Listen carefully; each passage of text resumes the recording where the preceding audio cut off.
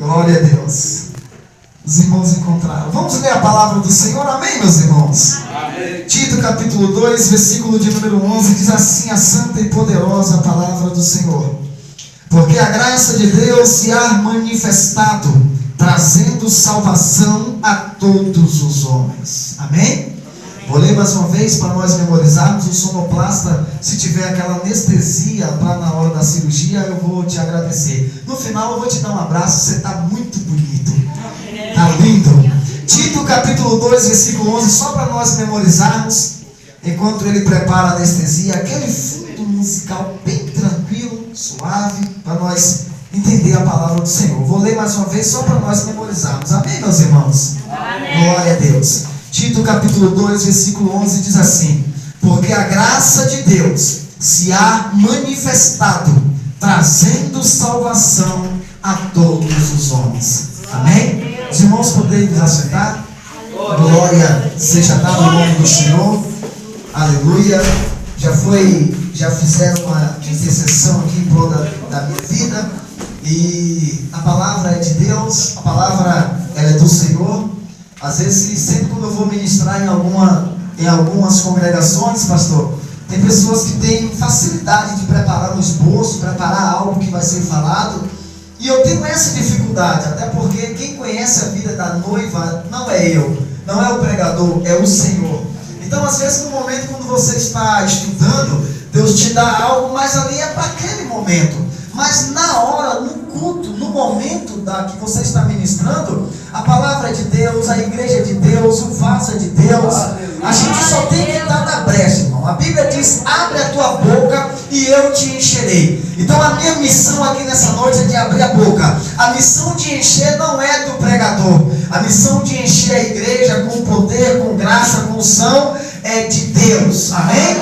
Então a missão de abrir a boca é minha. A Bíblia diz: abre a tua boca e eu te encherei. Então quem enche é Deus, não é o pregador. Às vezes tem pessoas que têm dificuldade de sentir a graça de Deus quando alguém está pregando. E às vezes o problema não está no pregador, o problema está no ouvinte. Porque às vezes vem trazendo problemas de casa e não consegue adorar ao Senhor quando entra na igreja. Mas essa noite eu quero te convidar a você adorar a Deus, a rasgar a sua alma, porque Jesus se faz presente nessa reunião. Jesus está na casa. E aonde Jesus está, irmão, algo sobrenatural acontece.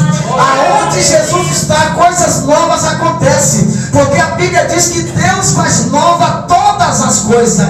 Então, irmão, quando eu abro a minha Bíblia para poder ministrar a palavra de Deus, eu acho muito interessante nessa noite, porque é a primeira vez que eu estou aqui. Eu olho para cada rosto aqui e eu posso entender que de fato conheço alguém só de ouvir, conheço alguém só de ver, mas é Deus que conhece o íntimo do seu coração. Talvez Deus pode falar contigo nessa noite, você não vai ficar se falando na sua mente, não, mas o pregador me conhece, ele conhece a minha vida, eu contei, eu narrei a minha vida para ele, por isso ele está pregando isso. Não, eu não conheço ninguém, mas Deus te conhece. Amém, meus queridos e amados irmãos? Irmão, quando eu abro a minha Bíblia em Tito, no capítulo de número 2, trazendo para a nossa meditação essa narrativa bíblica, eu acho aqui muitas revelações diferenciadas nesta palavra. Tito capítulo 2, o versículo de número 11, nós encontramos aqui nesse versículo algumas revelações na palavra de Deus. Quando Paulo escreve esta carta a Tito, Paulo está querendo revelar a divindade de Jesus para essa igreja. E quando Paulo começa a escrever esta carta, Paulo começa a trazer nesse versículo algumas revelações que ora nós acabamos de ler e vamos decorrer na caminhada na páginas da Bíblia Sagrada até chegar o momento de nós pararmos. Tito capítulo 2, versículo 11 diz assim: porque a graça de Deus se há manifestado, trazendo salvação a todos os homens. Quando eu abro a minha Bíblia em João capítulo 3, nós encontramos ali um versículo que é muito conhecido, João 3,16. Quem nunca ouviu falar desse versículo, João 3,16? Porque Deus amou o mundo de tal maneira que deu o seu Filho unigênito, para que todo aquele que nele crê não pereça, mas que tenha a vida eterna. Essa é uma promessa de Deus para a humanidade. Essa é uma promessa de Deus para a humanidade. Que promessa é essa? Que se você crê em Jesus como o único e suficiente Salvador da sua vida e aceitar Ele como o único e suficiente Salvador, eu te garanto que a sua vida não será mais a mesma. A sua vida vai ser transformada, sua vida vai ser renovada, porque Jesus tem o poder de fazer tudo isso em nossas vidas. João 3,16. Porque Deus amou o mundo de tal maneira que deu seu Filho unigênito, seu único Filho. Para quê? Para que todo aquele que nele crê não pereça, mas que tenha a vida eterna. Promessa de Deus para a humanidade, irmão. Crer no Senhor Jesus e será salvo tu e a tua casa. Irmão, é só crer, é só acreditar, porque a graça de Deus, ela tem se manifestado para quê? Para trazer salvação para nós. Outrora nós não éramos nada sem Jesus. A Bíblia diz, irmão, Jesus fala assim: sem mim nada podeis fazer. Salomão em Eclesiástico fala que até um copo de água que a gente pega e bebe é dádiva de Deus. Então nós não somos nada sem Jesus. Se alguém querer ser alguma coisa, ou até pensar em ser, ele tem que acreditar em Jesus. Ele tem que crer no Senhor. Ele tem que servir ao Senhor em espírito e em verdade. E quando Paulo começa a narrar essa graça, Paulo começa a dizer: olha, porque a graça de Deus, que é Cristo, se há manifestado. Haja visto que essa graça, ela não é manifestada com A, ela é manifestado com O. Aqui tem uma revelação. Por que troca o A com o O? Porque Jesus não é manifestado em ninguém a mais. A graça de Cristo não é manifestada em ninguém mais, se não for por intermédio dele. Porque a graça de Deus, que é Cristo, se há manifestado. E aonde foi que se deu essa manifestação? Porque Isaías no capítulo 6 fala que na terra todo mundo estava envolvido no pecado. Não tinha ninguém que poderia salvar a humanidade. Então a humanidade estava envolvida no pecado. Até Isaías fala: e agora quem eu enviarei? E quem há de ir por nós? É o próprio Deus dizendo para Isaías. E é o próprio Isaías dizendo: eis-me aqui, Senhor, envia-me a mim. Só que ali é o chamado de Isaías como profeta. E o profeta, irmão, ele é o porta-voz de Deus. O sacerdote é aquele que intercede, pega a amargura do povo e leva para Deus. O profeta pega de Deus e traz para o povo. Então ali era o chamado de Isaías como profeta. Aí Isaías fala: e agora quem eu enviarei? E quem há de ir por nós? Porque na terra não tinha ninguém para salvar a humanidade. E aí eu imagino Cristo chegando ao lado de Deus e dizendo: eis-me aqui, Senhor, envia-me a mim. Eu não vejo Isaías querendo salvar a humanidade, eu vejo Cristo. Porque Cristo morreu na cruz para salvar a humanidade, para salvar o homem do pecado, para salvar o homem da prostituição, para salvar o homem da lascívia. Isaías não poderia fazer isso, mas o nosso Cristo ele fez. E é Paulo que fala isso, porque a graça de Deus se há manifestado. Filipenses capítulo 2, versículo 11. Ele mesmo sendo Deus, não teve como usurpação ser igual a Deus, antes aniquilou a sua forma divina, se fez carne e habitou entre nós. É o próprio Cristo que está ao lado de Deus se manifestando. É aí onde acontece a manifestação de Jesus. Ele mesmo sendo Deus, não teve como usurpação ser igual a Deus, antes aniquilou. A palavra aniquilar no hebraico significa esvaziou-se. Jesus esvazia-se da sua glória. Ele aniquilou-se da forma divina, se fez carne e habitou entre nós. E aí é João que fala, João no capítulo 1, versículo 1. Ele era Deus, ele era o Verbo, e o Verbo estava com Deus, e o Verbo era Deus. E todas as coisas que foram feitas por intermédio dele. Quem? De Cristo. Porque sem ele, nada do que foi feito se fez. Antes do mundo existir, Cristo já existia. Porque a Bíblia diz: ainda antes que houvessem dias, eu era. E não há ninguém que possa livrar alguém das minhas mãos. Porque operando eu, quem me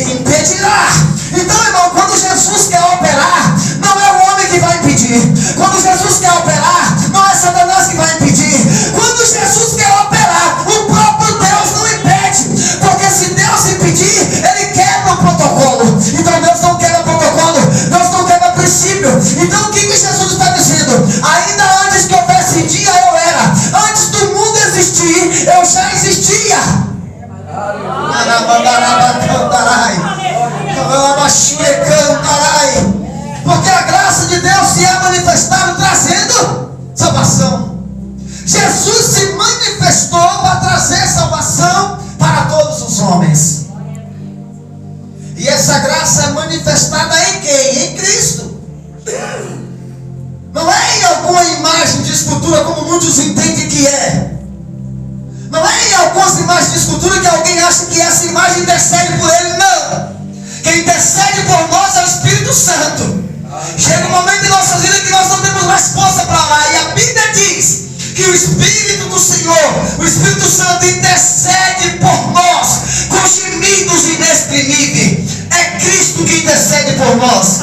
É o Espírito Santo que intercede por nós. Não é a imagem de escultura que intercede por você. Se dependesse de imagem de escultura, irmão, você iria para o inferno da mesma maneira. Mas nós dependemos de Cristo. É Ele que nos salva, é Ele que nos purifica, é Ele que nos liberta, é o Espírito Santo que nos liberta. A nossa salvação está em Cristo Jesus, o nosso Senhor. E é Paulo que fala isso. A graça de Deus. Por que você acha que a salvação é pela graça? Favor imerecido. A palavra graça significa favor imerecido. Era algo que você não merecia, mas você foi encontrado pela graça. A graça te alcançou e hoje você é salvo por intermédio dela. Ah, mas eu faço a obra, sou bonzinho, você é salvo. A Bíblia diz que nós não somos salvos por obras, para que ninguém se glorie, mas nós somos salvos pela graça de Deus. Nós somos salvos pela graça de Deus. Favor imerecido. Irmão, quem era você outrora? Quem era você antigamente? Era um drogado, era um drogalita, era um prostituta, era um pederasta, era uma leviana. Mas Jesus te encontrou. Jesus te alcançou. A graça te alcançou. E aí, antes de nós bater no peito e achar que nós somos alguma coisa, porque nós não somos nada se Jesus não for conosco, porque muitas das vezes a gente quer se gloriar, Deus começa a nos colocar em um patamar mais elevado e a gente acha que já pode fazer alguma coisa. Irmão, você não pode fazer nada. Você não é nada sem Jesus. Paulo fala isso.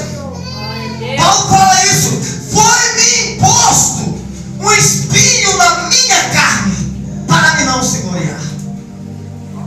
Quando a gente quer se gloriar, Jesus vai lá e coloca um espinho na nossa carne. E aí Paulo fala: vinham mensageiros do diabo e esbofeteavam a minha cara. E eu orando ao Senhor por 3 vezes, pedindo para que Jesus tirasse aquele espinho da minha carne. E Jesus chegou para mim e falou: Paulo, a minha graça te basta. A minha graça te basta. Por que a minha graça te basta?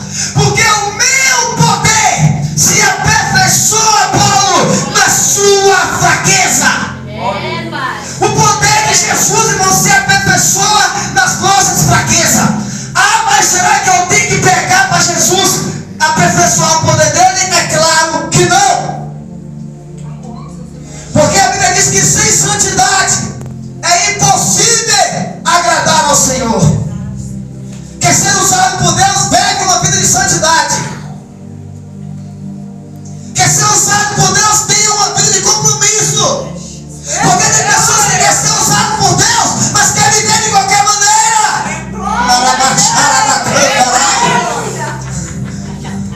Quer viver de qualquer maneira. Não quer renunciar à sua vida mundana. Quer ser crente, mas quer viver de qualquer maneira. E Jesus não vai te usar dessa maneira. O apóstolo, o profeta falou: até quando cocheareis em 2 pensamentos? Se é Deus, segui a Deus. Se é Baal, segui a Baal. Mas o crente não pode viver uma vida dúbia. Você não pode ser crente aqui e lá fora você ser ímpio, não. Tem alguma coisa errada. A graça não se manifestou ainda na tua vida. Precisa se manifestar. Porque, irmão, quando a graça de Deus se manifesta em nossas vidas, nós vivemos uma vida de santidade. Porque a Bíblia diz: santidade ao Senhor.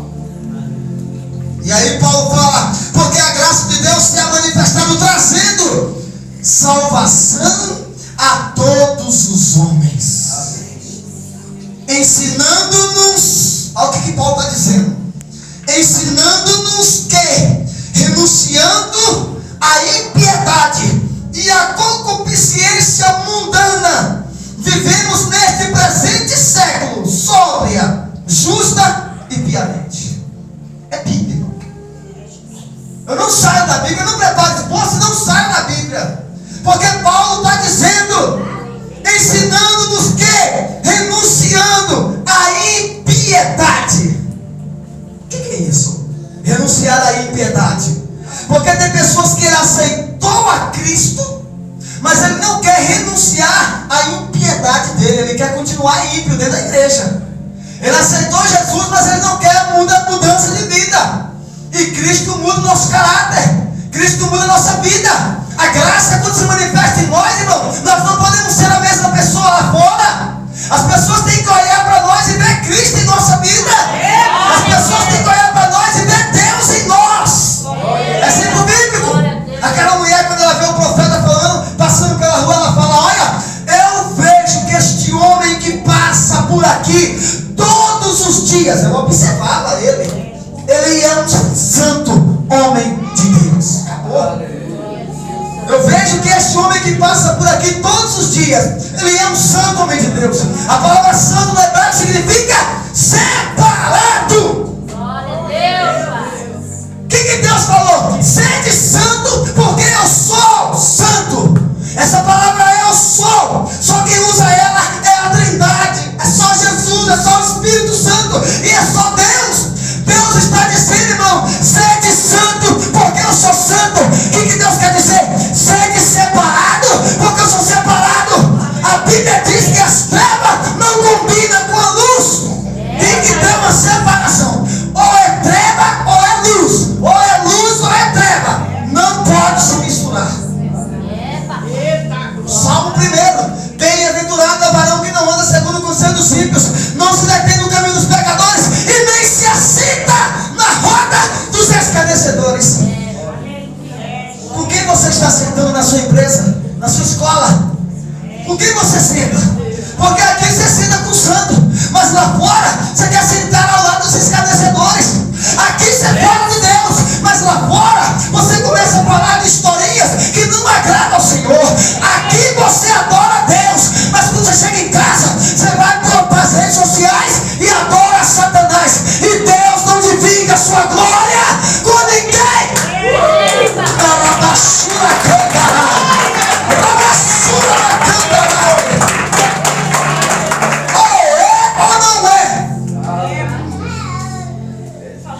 Ou é ou não é? Porque do jeito que está, na dubiedade, não vai para o céu. A Bíblia diz que Deus não vai pôr coroa errada na cabeça de ninguém. O que você merecer, irmão, você vai ganhar. Mas nós precisamos renunciar à nossa impiedade, a nossa vida mundana, a nossa vida de ímpio, a nossa verbalização. Aqui dentro, alguém chama você de vaso, de terra, de manto. Aqui dentro é dessa maneira. Lá fora muitos querem nos chamar de Zé, de cara. Não, irmão, tem alguma coisa errada. Que tipo de idioma é esse que aqui dentro você fala uma coisa e lá fora você fala outra? Não, pode dar ele lá. Ele pega lá. A igreja do século 21, irmão, tem 2 guarda-roupa. Obrigado, minha linda. A igreja do século 21 tem 2 guarda-roupa. A igreja do século 21 tem 2 verbalizações. Aqui dentro é vaso, é manto, é terra. Lá fora é cara. E aí perderam o respeito do Senhor. Os louvores hoje em dia chamam Jesus de cara. Jesus não é o cara, Jesus é o Senhor. A Bíblia diz que está escrito na coxa dele em Apocalipse: Ele é o Rei dos Reis e Senhor do Senhor. Ele não é o cara. Só que hoje em dia a gente está nas redes sociais e fica vendo essas coisas e aí vai lá dar um like. Tem gente que tem facilidade de dar um like sem interpretar o que a pessoa está fazendo. Irmão, se você entrar nas redes sociais e ver esses vídeos hoje em dia, são muitas montagens, são muitas palhaçadas que está acontecendo. E a presença de Deus, a maioria das vezes, está sendo banalizada.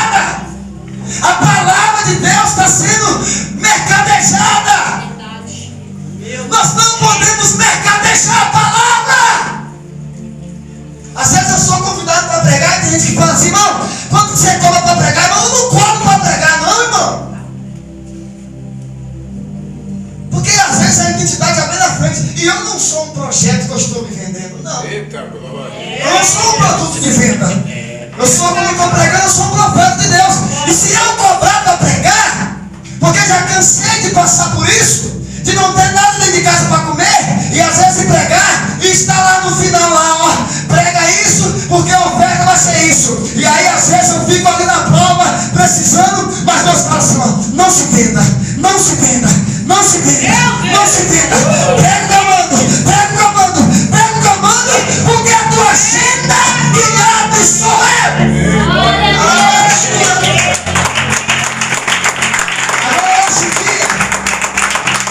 Agora hoje em dia o que tem de pessoas se vendendo seu ministério, vendendo a palavra, mercadejando a palavra.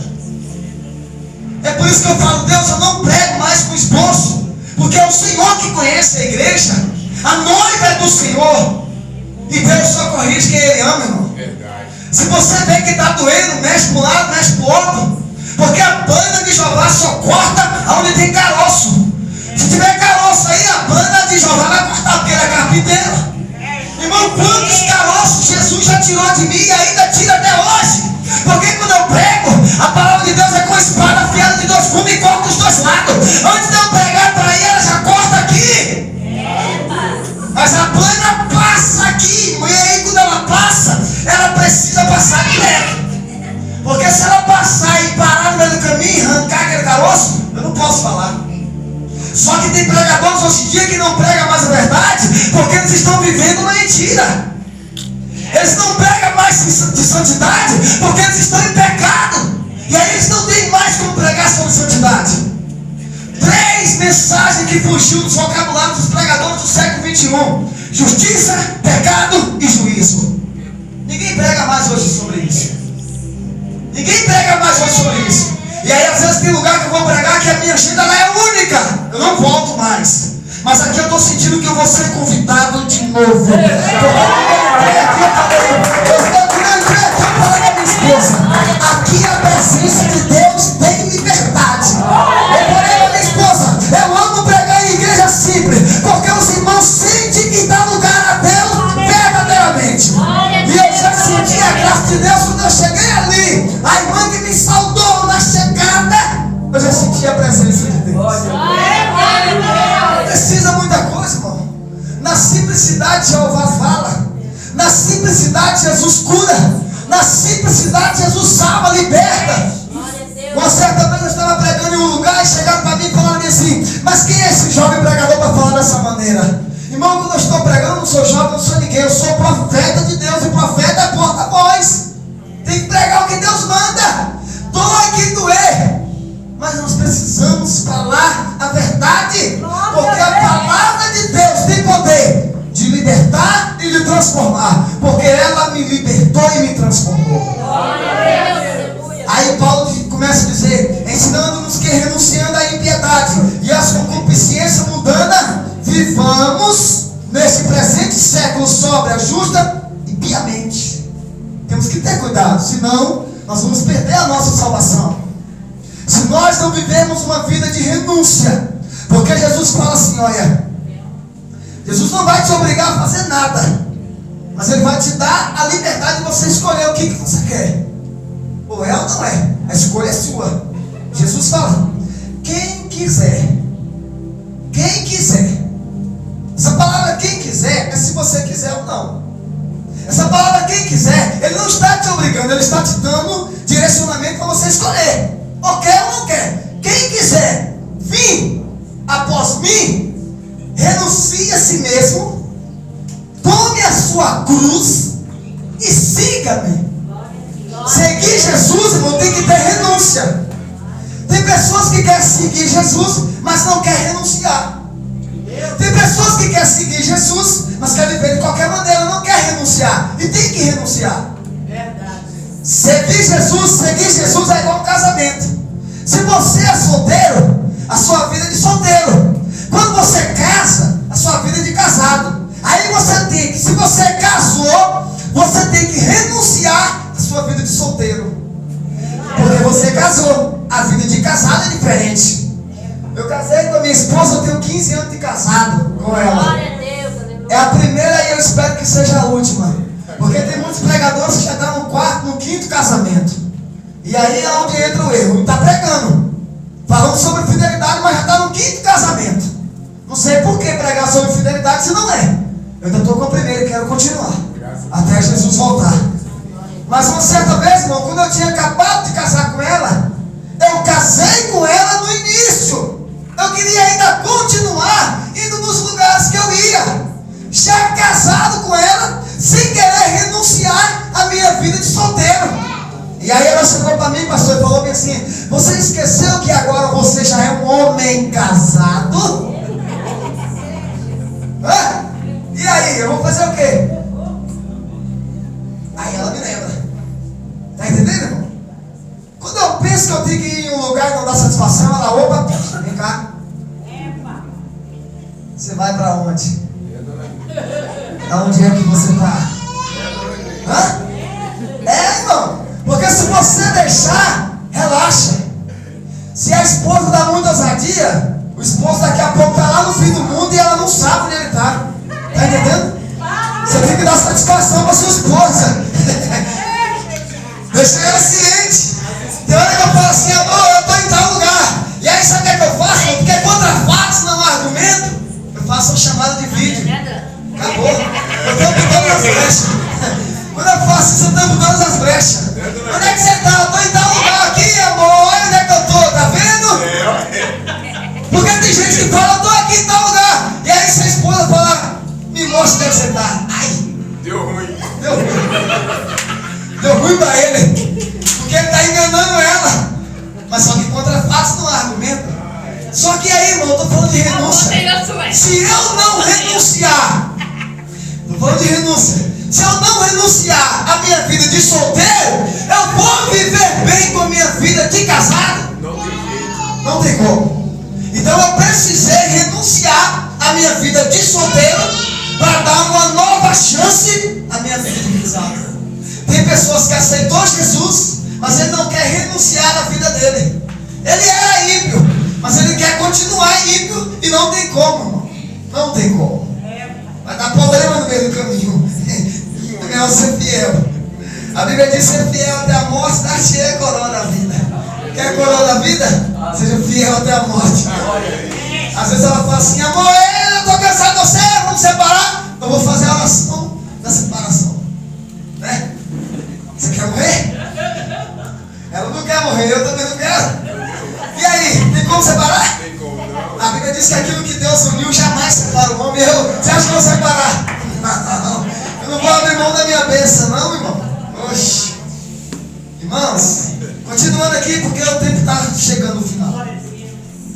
Aguardando as bem-aventuranças, esperança e o aparecimento da glória do grande Deus e o nosso Senhor Jesus Cristo, ao qual se deu a si mesmo por nós, para nos remir de toda a iniquidade e purificar para si um povo seu, especial, zeloso e de boas obras. Olha como é que é o povo de Deus: um povo seu, um povo especial, um povo zeloso e um povo de boas obras. Como que está as suas obras? Como que são as suas obras? São boas ou são más? Que tipo de obras são as suas? O que você está fazendo para Deus?